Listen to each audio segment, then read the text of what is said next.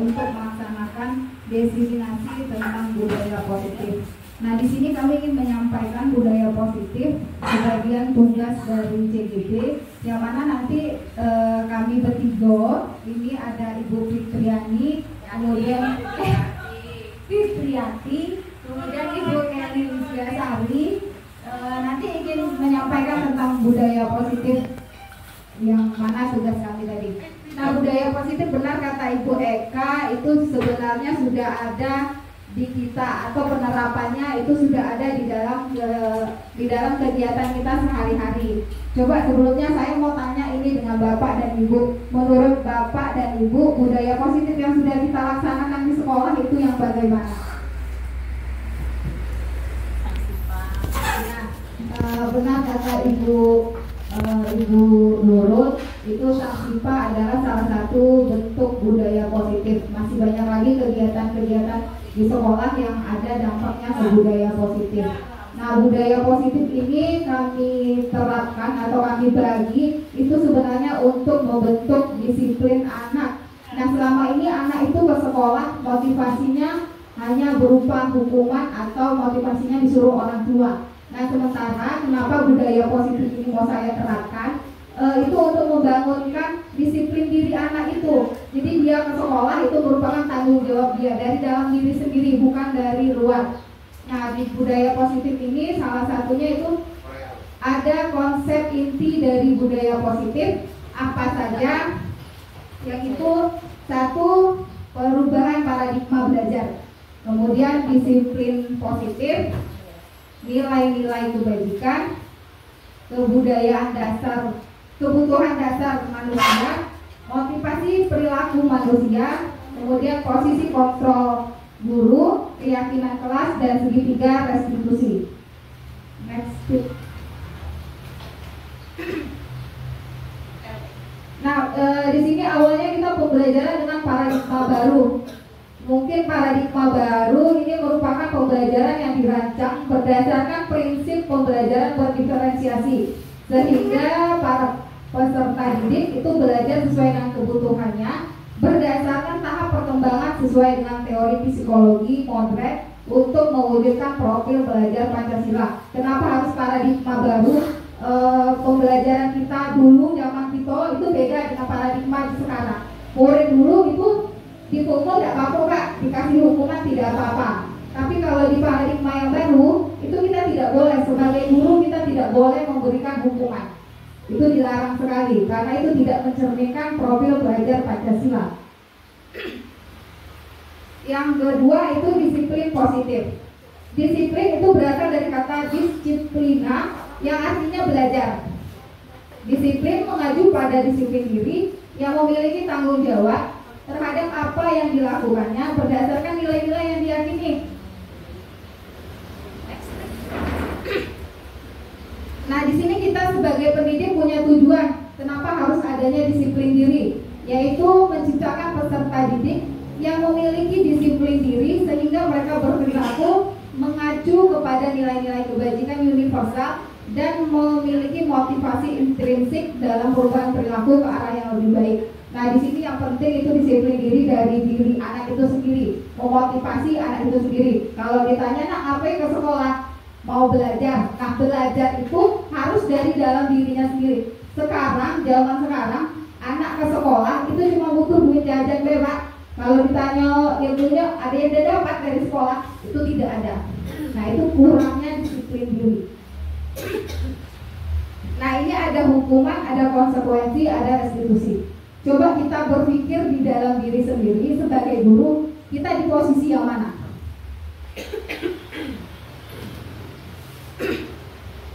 Kalau yang hukuman itu tidak terencana, tiba-tiba saja muncul. Kemudian saat anak melakukan kesalahan itu kita sebagai guru itu langsung kamu tidak boleh. Nah, sementara itu sekarang di paradigma baru itu tidak boleh, hukuman tidak boleh diberikan. Nah, ini sebenarnya budaya positif ini lebih banyaknya kita belajar di guru bimbingan konseling.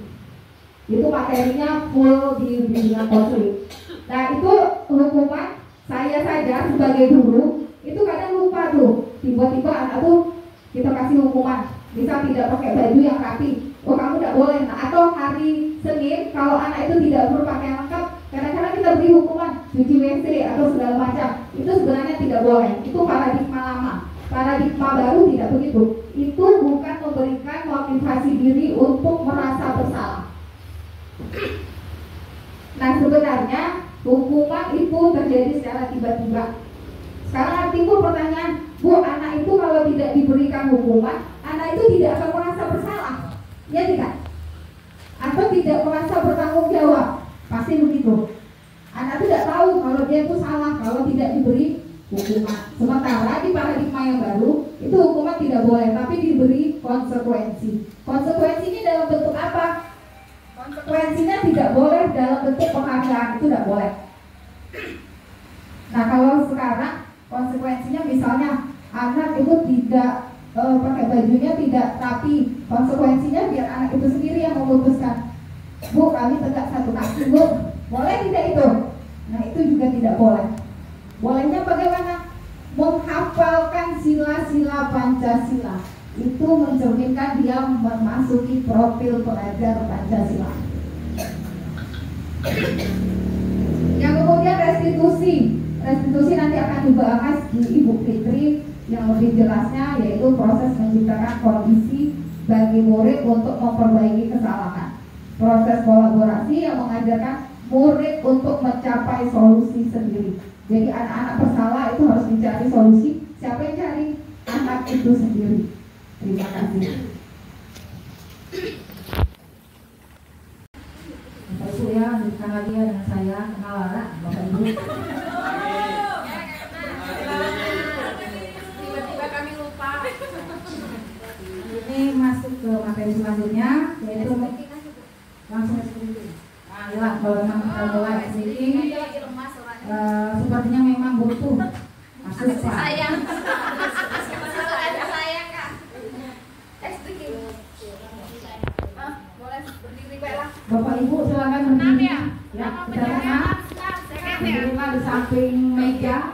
Atau boleh juga berdiri di depan sini, boleh juga. Baris.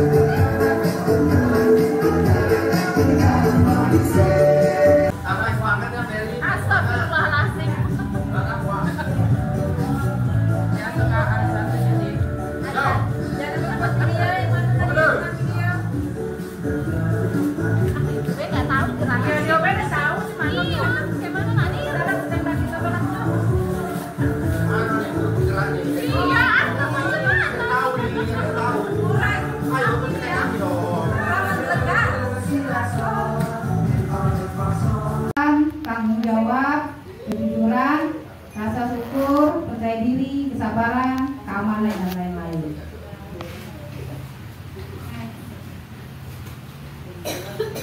Di sini ada lima kebutuhan dasar.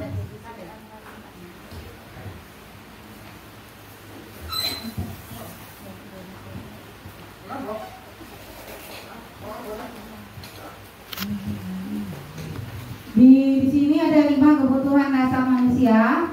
Yang pertama, bertahan hidup, kasih sayang dan rasa terima, penguasaan, kebebasan, dan kesenangan. Ini semuanya ingin kita ya. Yang pertama adalah bertahan hidup, jelas kita butuh makan, pakaian, tempat tinggal, keamanan, dan juga kesehatan, berbagi, kerjasama, menjadi bagian dalam kelompok.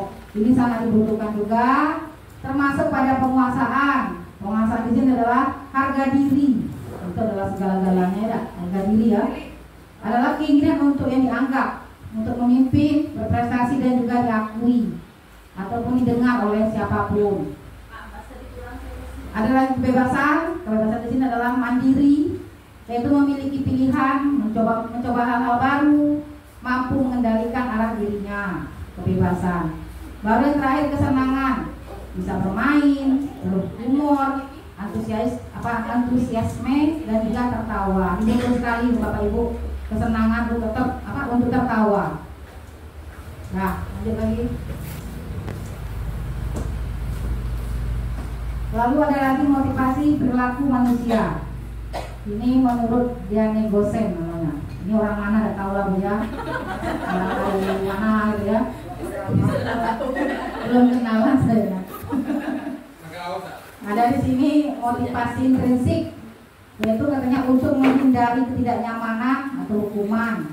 Di sini ada motivasi intrinsik lagi untuk mendapatkan imbalan, penghargaan dari orang lain. Nah inilah, kadang-kadang penghargaan itu tidak harus dalam bentuk benda ya, bisa dalam bentuk kata-kata, misalnya, wah kamu hari ini berbeda, misalnya kan, apa yang berbeda, kamu lebih apa, lebih ceria hari ini kan, sudah semangat biasanya kan. Itu ibarat kata-kata saja, dan itu merupakan hal yang ini ya kita inginkan walaupun dalam bentuk kata-kata. Lalu ada lagi motivasi intrinsik, jadi untuk menjadi orang yang mereka inginkan dan menghargai diri sendiri dengan nilai-nilai yang mereka percayai. Nah, itulah termasuk ada, jadi kita saling menghargai dengan diri kita sendiri.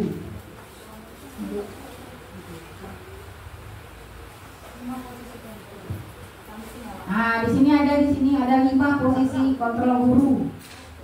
Yang pertama adalah penghukum. Nah, di sini penghukum, posisi kita biasanya sering kita lakukan ya. Kalau seandainya anak bersalah langsung kita hukum. Itu sudah biasa ya, pasti. Pakai kayu. Atau kadang-kadang mulut kita pun langsung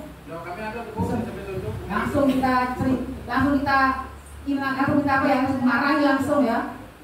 Lalu pembuat merasa bersalah. Nah, ini pembuat merasa bersalah berarti ke siswa itu yang merasakan bahwa ini salah. Nah, itu adalah di sini. Lalu pada teman. Nah, kontrol teman di sini. Lalu pemantau. Nah, memantau berarti hanya memantau saja. Dan yang terakhir adalah manajer. Nah, di sini posisi 5 ini adalah yang paling baik ya adalah seorang manajer. Nah, manajer itu yang bagaimana nanti akan dijelaskan kembali. Tetapi di sini kita sebaiknya memang itulah. Nanti kita akan jelaskan ke materi selanjutnya. Ingat ya. Ada contoh penerapan 5 posisi kontrol guru. Untuk kasus siswa tidak memakai atribut lengkap saat upacara bendera. Banyak kita temui setiap hari Senin anak-anak tidak lengkap dalam atributnya. Di sini seorang penghukum. Nah, penghukum di sini adalah langsung dia menghukum hormat pada bendera selama 1 jam kepada siswanya. Nah, disuruh langsung 1 jam berdirilah di situ sebagai apa ya, pokoknya berdiri dan dia harus hormat pada bendera. Nah, kalau yang di sini pembuat merasa bersalah, nah inilah anak tersebut kita panggil, nah terus kita berbicara berdua dengan dia. Kita tanya, berapa kali Bapak Ibu beritahu kamu sudah mengecewakan Ibu? Berapa kali diberitahukan ke kamu supaya jangan tidak memakai atribut lengkap dalam upacara bendera? Inilah pembuat merasa bersalah. Di sini anak hanya bisa, kita hanya berdua saja berbicara dengan dia, boleh saat ini, dan anak pun bisa langsung memberikan jawaban pada saat itu juga.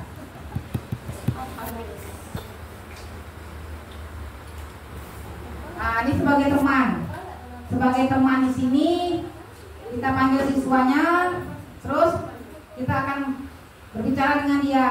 Nah, ayo dong ikuti aturan sekolah. Tolong bantu Bapak Ibu ya, sekali ini saja supaya tidak apa-apa. Lain kali jangan berbuat seperti ini lagi ya. Nah, itulah kepada siswa. Ya Bu. Ya, kalau anak yang baik enak lah ya. Ini banyak yang ini nih. Yang mau dia ya, itulah memang dia gitu. Ya. Nah, sebagai teman, ya Bu kata dia, ya Bu. Ya. Terus pemantau. Nah, kalau pemantau di sini lain lagi. Nah, dipanggil lagi anak. Kamu sudah melanggar peraturan sekolah. Kamu tahu konsekuensinya. Setelah upacara, kamu beli atributnya operasi atau keluar lah ya. Jangan diulangi lagi ya ke anaknya. Siswa si Koko. Itu sebagai pemantau. Nah, manajer di sini. Nah, manajer di sinilah yang kita harapkan. Mengapa di sini? Nah, di sini akan terbentuklah siswa tersebut bagaimana dia bisa mengetahui bahwa dia itu memang salah. Nah, kita berikanlah pertanyaan. Apakah kamu tahu kesalahanmu? Tahu. Nah, Tidak pakai topi. lalu kira-kira bagaimana kamu memperbaiki kesalahanmu? Minta beli topi dengan ibu. Nah, di situ biasanya dia akan beritahukan, Bu, kami tidak bawa apa topi. Nah, kenapa dia ada bawa dupung? Nah, itu alasan dia, atau hilang. Nah, itulah. Nah, di sinilah kita akan beritahukan, oh ini kesalahannya. Lalu bagaimana? Nah, bagaimana apanya? Bagaimana kamu perbaiki kesalahanmu? Nah, itu dia akan jawab lagi. Nah, besok lah Bu, kami bawai. Atau besok Bu kami beli kalau hilang kan? Nah, itu kata-kata dia itu. Nah, kata-kata dia itu yang akan dijadikan patokan kita bahwa dia tidak akan mengulangi karena dia akan melakukan perbaikan diri. Nah, disinilah yang kita harapkan seorang manajer di sini sebagai seorang guru, posisinya kontrol guru sebagai manajer. Jadi kalau misalnya kalian ketahui bahwa dengan seperti ini kan tidak semudah itu ya, tidak semudah itu kita membentuk karakter siswa. Tetapi memang butuh sekali yang namanya hal seperti ini. Itu memang termasuk dalam disiplin sosial. Lanjut lagi dengan saya. Menyambung tadi yang di awal pembukaan dan kemudian sudah 5 posisi kontrol guru yang sudah dijelaskan oleh Ibu Kelly tadi. Sekarang saya akan membahas tentang keyakinan kelas. Nah, mengapa ada pertanyaan mengapa keyakinan kelas? Kenapa bukan peraturan kelas? Biasanya selama ini kita pakai apa Bapak Ibu? Peraturan kelas, ya kan? Peraturan kelas, peraturan sekolah.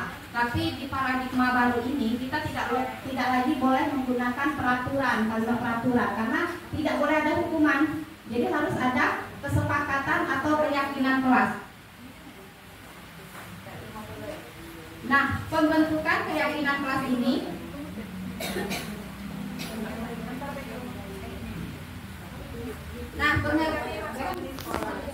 kan dalam mewujudkan terbentuknya keyakinan kelas dengan adanya kesepakatan antar guru dan murid. Keyakinan kelas berupa pernyataan universal yang mudah diingat, dipahami dan harus diterapkan dalam lingkungan kelas. Guru berperan dalam mewujudkan terbentuknya keyakinan kelas dengan adanya kesepakatan antara guru dan murid. Keyakinan kelas Berupa pernyataan. Pernyataan universal yang mudah diingat, dipahami dan harus diterapkan di lingkungan kelas. Nah, Bapak Ibu, kalau kita ini kan di SMP tingkatannya, kalau peraturan kelas itu cuma jadi tanggung jawab wali kelas atau semua guru boleh membuat keyakinan kelas di setiap kelas yang dimasuki, maksudnya yang diajarkan. Kira-kira cukup di wali kelas atau guru yang lain boleh? Guru mata pelajaran yang lain? Boleh. Nah, benar Bapak Ibu. Jadi keyakinan kelas ini tidak hanya menjadi tanggung jawab wali kelas. Guru mata pelajaran pun boleh membuat kesepakatan dengan anak. Kira-kira mau kesepakatannya seperti apa gitu kan? Jadi tidak harus nuntut ke wali kelasnya. Kamu buat kesepakatan apa dengan wali kelas gitu kan? Jadi bebas semua guru yang masuk di kelas tersebut membuat sebelum mulai pembelajaran. Itu dibuat di awal masuk sebelum dimulai proses belajar mengajar. Ya, Ibu. Tapi Fit, timbul pertanyaan Fit, apakah keyakinan kelas? Keyakinan kelas tuh setiap masuk disampaikan atau satu kali masuk terus selesai? Biasanya kalau keyakinan kelas yang sudah disepakati bersama itu akan diingatkan kembali saat ada pelanggaran. Jadi tidak melulu kita masuk kelas tuh Bapak Ibu ya harus menyampaikan lagi gitu. Nah kadang-kadang habis itu waktu kita cuma mengingatkan itu beda. Tapi saat ada anak yang melanggar keyakinan kelas tadi, boleh kita tegur dan kita sampaikan kembali sekedar untuk mengingatkan mereka gitu lah. Kalau bisa juga di setiap kelas itu ditempelkan keyakinan kelasnya. Jadi bisa menjadi pengingat untuk mereka. Terus pembentukan keyakinan kelas berupa pernyataan universal dibuat dalam pernyataan positif sedikit aja agar mudah diingat sesuai dengan kondisi kelas dan sekolah sehingga mudah diterapkan. Semua warga sekolah atau kelas dilibatkan saat membuat keyakinan kelas. Jadi pembuatan keyakinan kelas ini solusinya.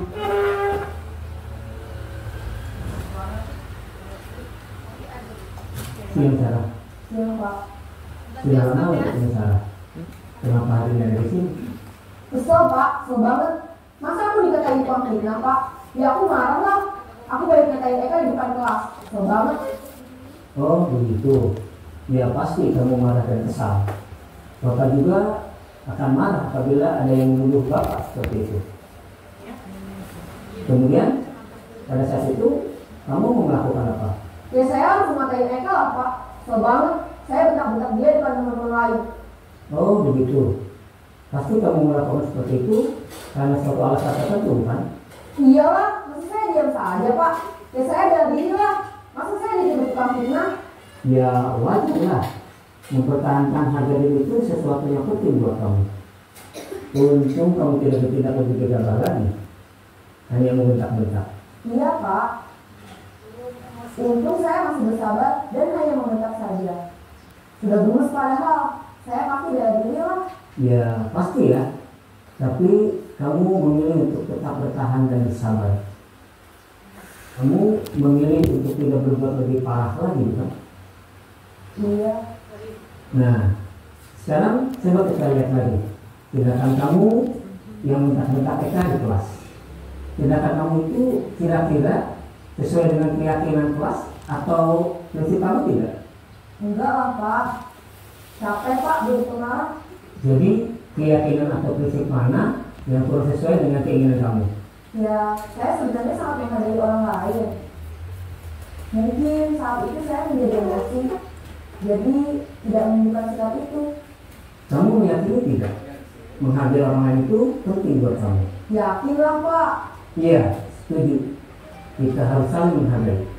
Namun ada juga keyakinan yang kita sepakati yang perlu kita jalankan apabila kita sedang marah, kan? Ya, saya bisa lebih proaktif, mulai dengan diri sendiri. Saya bisa jadi lebih sabar, mengambil waktu jeda untuk berpikir mau apa selanjutnya. Kira-kira kamu bersedia memperbaiki masalah ini tidak? Bersedia Pak. Kalau kamu memperbaiki masalah ini, kamu akan menjadi orang seperti apa? Saya akan menjadi orang yang bertanggung jawab kali ya Pak. Dan senantiasa proaktif.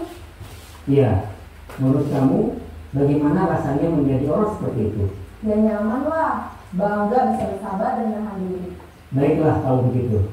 Yuk kita pikirkan bagaimana memperbaiki masalah ini.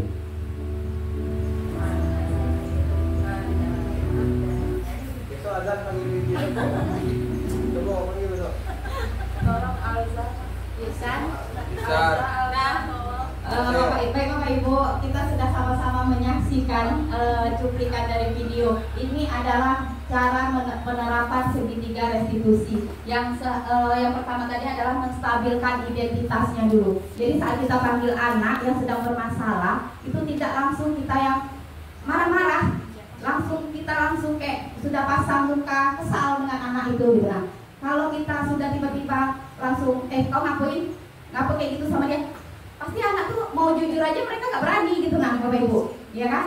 Emosinya akan tetap tinggi gitu nah. Sedangkan dia dipanggil guru mau datang ke kantor aja dia sudah menyiapkan mental, aduh aku salah dimarahin gitu kan. Nah jadi yang pertama adalah tindakannya menstabilkan identitasnya dulu. Jadi kita lembutkan dulu, kita berbicara dengan baik dulu, kita stabilkan emosinya dulu. Nah setelah itu baru kita ajak anak itu untuk ya memvalidasi tindakan yang salah tadi. Kita suruh anak itu menceritakan kronologinya, kenapa dia melakukan kesalahan tersebut, untuk apa gitu kan. Terus kita tanyakan kira-kira tindakan itu salah atau tidak. Nah setelah itu yang poin 3-nya adalah menanyakan keyakinan. Setelah anak itu jujur mau mengakui kesalahannya, sudah bercerita, kita mendengarkan, kita tahu permasalahannya, kita kasih ke anak itu kira-kira konsekuensi dari perbuatan dia itu apa. Nah, menyimpang nggak dari keyakinan kelasnya. Kira-kira kita tanyanya ke siswa itu Bu, ke murid kita, dia mau konsekuensinya apa dari kesalahan tersebut. Jadi bukan kita lagi yang memberikan, jadi mencari solusi bersama. Jadi solusinya disampaikan oleh anak tersebut. Jadi bukan guru lagi yang menghukum, oh kamu salah, kamu melakukan kesalahan ini, kamu jahatin si ini, terus kita hukumnya. Tidak seperti itu lagi. Jadi segitiga restitusi ini diharapkan mampu membentuk karakter siswa untuk menjadi lebih kuat dan percaya diri, terus kemudian menyadari akan kesalahannya dan tidak akan mengulangi di kemudian hari. Itu yang kita harapkan menjadi pembentuk budaya positif di lingkungan sekolah Bapak Ibu. Karena budaya positif ini kan yang kita harapkan adalah gurunya positif, muridnya positif, sehingga kita merasa aman dan nyaman. Kita senang datang ke anak murid, kita senang ke sekolah gitu kan. Tapi kalau misalnya setiap kesalahan anak kita marahkan mereka, seperti bagaimana mereka dimarahi di rumah dengan orang tuanya, bagaimana mereka mau nyaman di sekolah gitu. Nah, ya kan Bapak Ibu. Nah ini menjadi referensi kita bersama lah ke depannya, termasuk saya juga. Masih banyak sekali yang harus diperbaiki dan belajar lagi ke depannya. Mudah-mudahan ini menjadi pembelajaran untuk kita sebagai guru, sehingga ke depannya bisa lebih positif lagi dan siswa kita pun menjadi pribadi yang lebih baik lagi dan positif. Demikian Bapak Ibu yang dapat kami sampaikan di sini. Mudah-mudahan ilmu yang kami dapat ini bisa diterima juga karena kita sama-sama belajar. Demikian saya akhiri. Wassalamualaikum warahmatullahi wabarakatuh.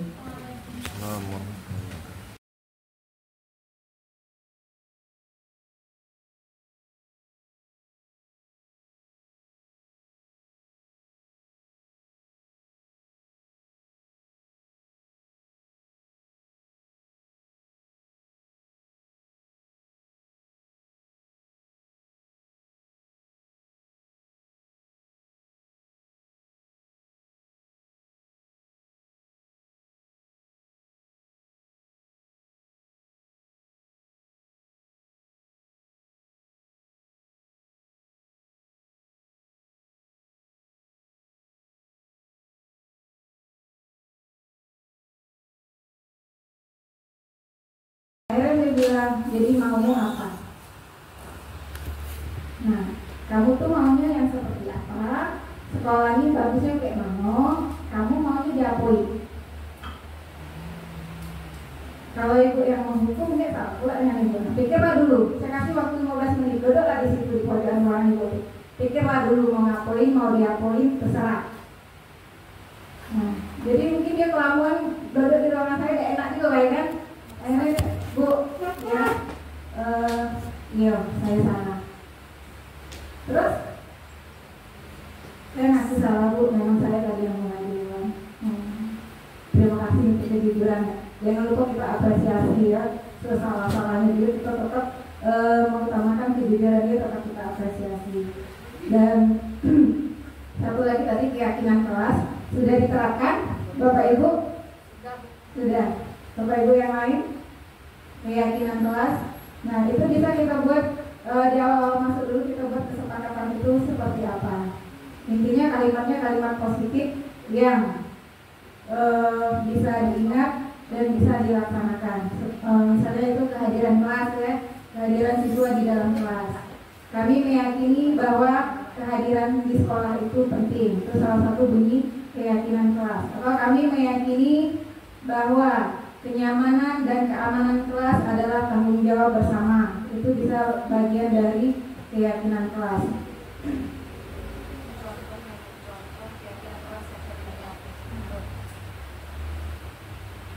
Nah, ini yang Ibu Uli buat di kelas berapa Bu? Kelas 7. Penggunaan telepon genggam hanya saat di luar kelas. Aktifkan mode silent ya. Terus berarti ini boleh bawa HP ya? Kalau di Kebetulan di pembelajaran saya tuh informatika itu boleh bawa handphone Bu kalau di atas masuk ke labor. Jadi saya kesepakatan kelasnya, tapi tidak setiap hari. Kapan saya suruh bawa handphone, cuma keyakinan kelasnya saya tetapkan ketika saya masuk yang pertama kali. Itu yang pertama itu datang tepat waktu, kemudian jaga kebersihan kelas. Jadi kalau kelasnya masih kotor, mereka punya inisiatif sendiri. Kita mau masuk tuh kebersihannya harus dijaga. Kemudian penggunaan telepon, sebenarnya sini kalau saya tambah itu tidak boleh makan dan minum, tapi tidak mungkin anak itu makan dan minum saat belajar, pasti tahu gitu. Nah terus angkat tangan apabila ingin menyampaikan pendapat atau partisipasi aktif. Jadi anak itu tidak akan ikut kondisi di kelas kondusif, tidak akan ada yang ngomong, tidak akan ada yang berani. Biasanya baku gitu. Tapi kalau sudah ada kesepakatan kelas, mereka akan tunjuk tangan sendiri ingin menyampaikan ide-ide atau pendapat mereka.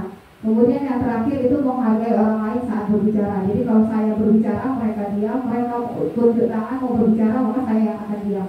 Itu contoh kesepakatan bersama yang saya buat di keyakinan kelas saat belajar informatika di kelas 7. Ini ya, ini kesepakatan untuk mata pelajaran. Kalau untuk kesepakatan dengan wali kelas, mungkin tentang kebersihan kelas, kehadiran di sekolah, sama ini bullying itu. Nah, menciptakan kelas yang nyaman itu adalah tanggung jawab bersama. Jadi kadang ada anak-anak kita itu yang sensitif nih, hanya dengan salah menyebut namanya saja dia sudah baperan gitu ya. Apalagi kita sebut nama orang tuanya. Ada anak yang biasa oh itu mamaku namanya memang ini gitu. Ada yang dia marah-marah. Nah, jadi beda karakter, beda didikan keluarga, beda pula yang dihasilkan, yang dibawa ke sini, yang ditampilkan ke kita. Jadi memang karakter siswa itu berbeda-beda, sama sepertinya dengan kita. Nah, kadang itu saya sampaikan kalau di kelas saya dulu kecerdasan emosi namanya. Jadi karena setiap orang itu memiliki karakter yang berbeda, jadi tolong belajar memahami karakter orang lain. Karena apa? Karena sukses tidaknya belajar di kelas itu tergantung kita saling menghargai atau tidaknya. Lihat mood gurunya, saya bilang. Kalau gurunya lagi tidak mood, tolong jangan buat masalah. Kita sudah pelan-pelan sudah menggunakan atau menerapkan disiplin positif di sekolah kita. Mungkin belum maksimal aja gitu ya. Apalagi untuk kami bimbingan konseling dalam memecahkan masalah siswa memang seperti itu. Saya di sana sebagai guru BK kalau ada masalah biasanya kiriman, apalagi kiriman ya. Saya belum menanyakan masalah mereka apa yang ada di meja saya, mungkin air, kue. Saya suruh minum dulu, makan dulu. Nah, baring-baring lah dulu saya bilang. Karena mungkin emosi mereka belum stabil ya. Karena tadi habis dimarah nih di guru piket, habis-habisan digempur, habis-habisan di guru piket. Terus karena udah selesai di sana, udah dapat solusi, dikirim ke saya. Nah, kalau saya ikut gempurnya dengan yang pertanyaan yang bertubi-tubi, dia bisa-bisa besok gak sekolah lagi. Nah, jadi saya biarkanlah dulu sambil dia duduk-duduk makan kue, saya cerita. Emang tadi kenapa ya? Kok rame-rame di situ? Bukan dia ini yang saya tanya. Rame-rame di situ tadi kenapa? Nah, jadi dengan dia sudah lebih tenang, dia menceritakan permasalahannya mengalir. Nah, kita juga tidak bisa menghakimi kan. Oh iya, terus gitu bahasanya itu loh. Dengan yang kita tanda ngerespon dia juga lebih semangat berceritanya. Kalau kita nyuruh dia cerita, kita kemana-mana, apalagi asik main HP, dia stop sampai di situ ceritanya. Kenapa? Dia merasa tidak menghargai. Kita nanya dia, tapi kita asik dengan dunia kita. Nah, itu juga tidak mencerminkan disiplin positif tadi. Nah, biasanya seperti itu. Saya rasa kawan-kawan di sini juga sudah. Oke, kita mulai. Yuk, kita siapkan dulu ya. Kita belum siap ya. Masya Rida Assalamualaikum warahmatullahi wabarakatuh. Masya Rida selamat pagi Bu. Selamat pagi semuanya. Absen Bu ya. Absen banyak sih Bu. 3 orang yang nggak masuk. Nanti izin bantu juga kita bahas. Tapi sebelum kita masuk ke pelajaran selanjutnya kita harus ada kesepakatannya. Kesepakatan bersama, kesepakatan kelas. Yang pertama, ya datang tepat waktu, tidak boleh datangnya tidak tepat waktu. Begitu bel berbunyi kalian sudah masuk. Oke. Nah terus yang kedua, jaga kebersihan kelas. Seperti biasa, kelasnya harus dalam keadaan bersih. Terus tidak boleh menggunakan handphone. Ini saya ganti, tidak boleh makan dan minum di dalam kelas. Terus yang ketiga tuh angkat tangan. Kalau mau bersuara itu angkat tangan seperti biasa biar jangan ribut.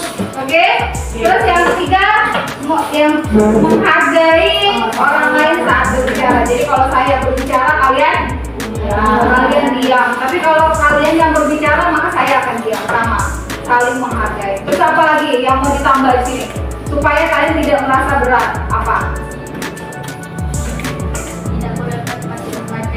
Tidak boleh membuka sepatu di dalam pas pembelajaran. Jadi sepatunya harus dipakai.